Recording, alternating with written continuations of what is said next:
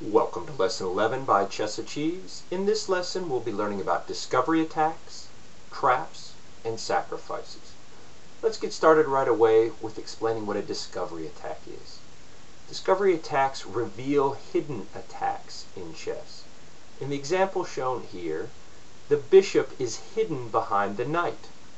When the knight reveals its attack on the king, it allows the hidden attack of the bishop to attack the queen. Of course, because the black army is in check, the black king has to get out of check. Let's say he tries to attack the knight. The bishop on the subsequent move will then take the queen.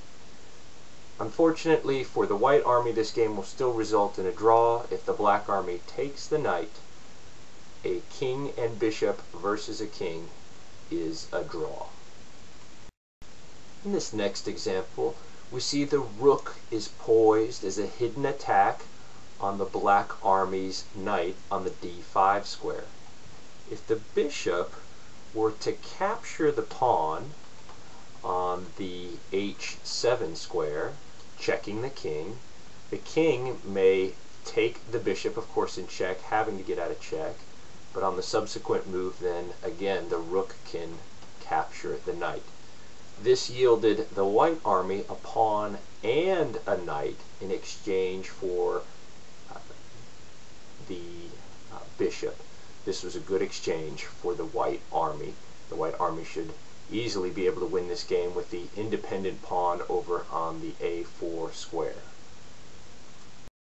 In this third and final example of discovery attacks, the bishop is hidden behind the pawn on the d5 square. When the pawn moves forward, it allows the bishop to be attacking the rook with the hidden attack. Additionally, the pawn that moved forward was also attacking a rook on a square.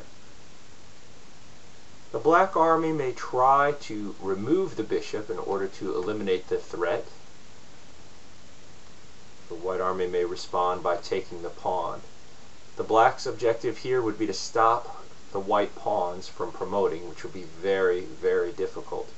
White simply has to push one of his pawns to the final rank, get the promotion, and this should result in a win for white.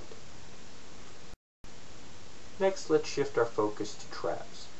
Traps are situations you try to create on your opponent where their pieces have no good legal moves. In this example, it's the black army's turn. The black army doesn't want to move the knight because on either square it could move to, the king could simply capture it.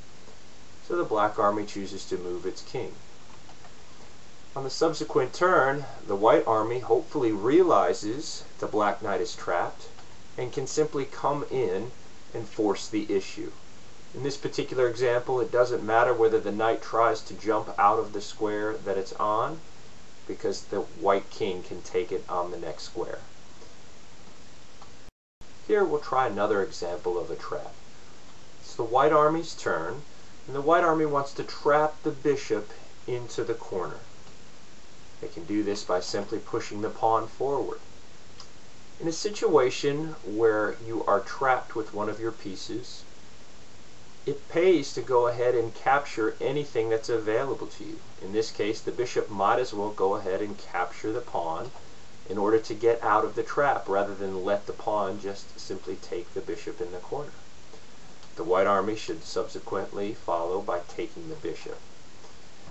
Unfortunately for the white army in this example, the game ends in a draw, as the pawn on the h file cannot promote. The black army can simply stand in front of it on the h8 and g8 squares, toggling back and forth between those two squares to create a draw situation. Lastly, we'll look at an example of sacrifices. A note of caution: sacrifices have to be calculated out very, very accurately. If you miscalculate in your sacrifice, you may cost yourself a game that you could have easily won anyway. So make sure before you try to sacrifice a piece that the sacrifice can only be solved in one way that's favorable to you. In this example, the white army has a chance to sacrifice by pushing the rook all the way down to attack the king. The black army only has one way to respond.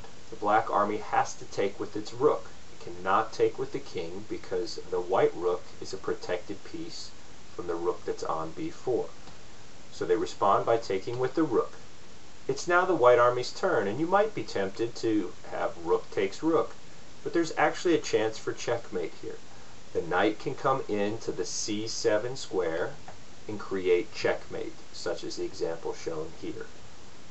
Sacrifices have to be very well calculated. There can only be one way for your opponent to respond. If they have a way to wriggle out of it, unfortunately, you might find yourself giving up material for free.